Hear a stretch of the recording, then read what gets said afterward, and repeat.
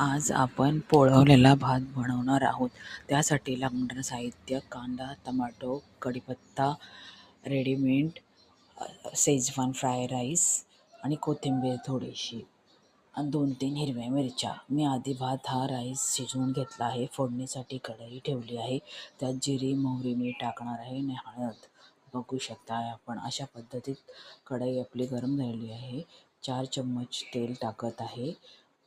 जिरी, मोहरी हे तडका देण्यासाठी करणार आहे. कढीपत्ता टाकलेला आहे. थोडंसं कांदा टाकलेला आहे. फ्राय करून घेणार आहे चांगलं मी ते. आणि त्याच्यामध्ये आता थोडंसं फ्राय झाल्यानंतर मी टमॅटो ॲड करणार आहे.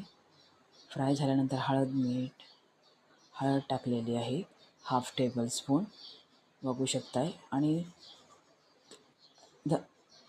टोमॅटो टाकलेले आहेत 2 छोटेसे आणि कोथिंबीर आणि शेजवान फ्राय राईस मसाला. ह्याने टेस्ट एक खूप चांगली पद्धतीने येते. हा राईस मी शिजवून वळवून घेतलेला आहे आणि तो मी फ्राय केलेला. अशा पद्धतीत आपली रेसिपी तयार झालेली आहे.